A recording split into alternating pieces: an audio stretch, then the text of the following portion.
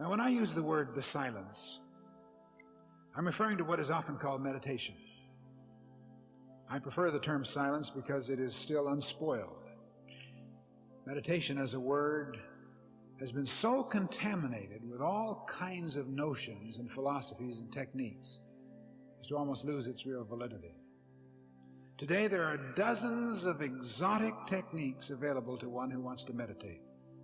This style, that style, sometimes depending upon how much you pay to get the course, but it's involved in this technique and that technique, and you sit and you do this and you go through certain positions and you learn to reflect upon your navel and all these things, which are so much a part of Eastern techniques. But the emphasis is normally on the how. And often there's a debate about the correct procedure.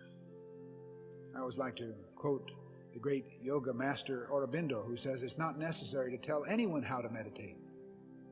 If he's sincere enough and open enough, he will find the way. So the technique can be a distraction, you see.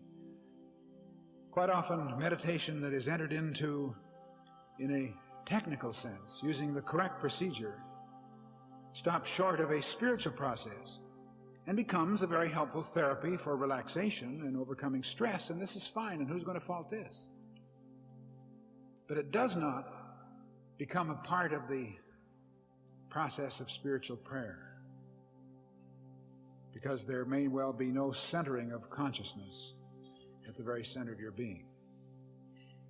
See, true meditation, or as I'm terming it, the silence, is not going somewhere. It's not reaching something. It's not even reaching for something. It's giving up the very desire to reach. God is the depth within you. Enter into the inner chamber and close the door. So you're not reaching for something. The need is to give up the very desire to reach. The presence of God is not something to get into or something that you can fall out of.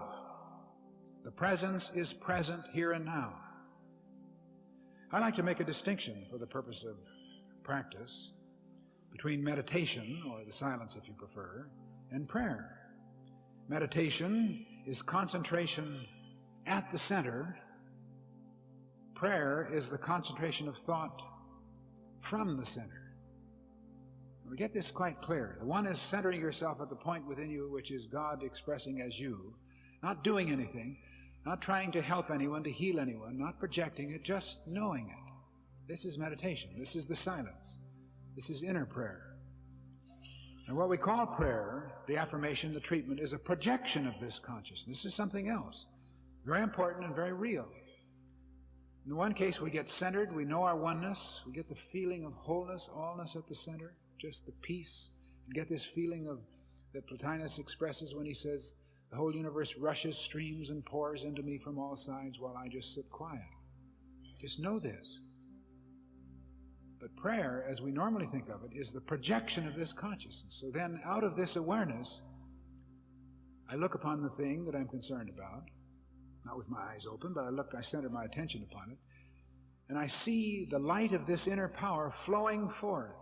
I don't make it go forth, but I see it going forth, just like turning a spotlight upon something, you see, coming out of that centered awareness. But the important thing is that always, we need to begin with this consciousness of inner centering. As I say, this is the missing link in most metaphysical prayer treatment. Because most of us think of prayer and treatment simply as a matter of mouthing a lot of words. Always the very first step should be still and know that I am God. Forget about the problem for a moment. If you want to, if you're going to have a prayer time, write on a piece of paper the concerns, the persons, the situations, the job relationship, or the problem with your boss, or difficulties in the office. Write it down so that you'll be aware of it. Even write any affirmative thoughts that you may want to use relative to that, if you care to. Lay it aside,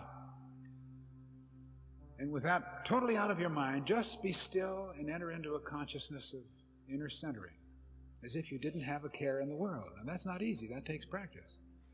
Just go down into the well of inner consciousness. Center yourself. Get the feeling that the whole universe is already working through you. So be still and listen. Just be relaxed. Be receptive. You might say, but what do I do? What do I say? Don't do or say anything. You see, true silence or prayer is not doing.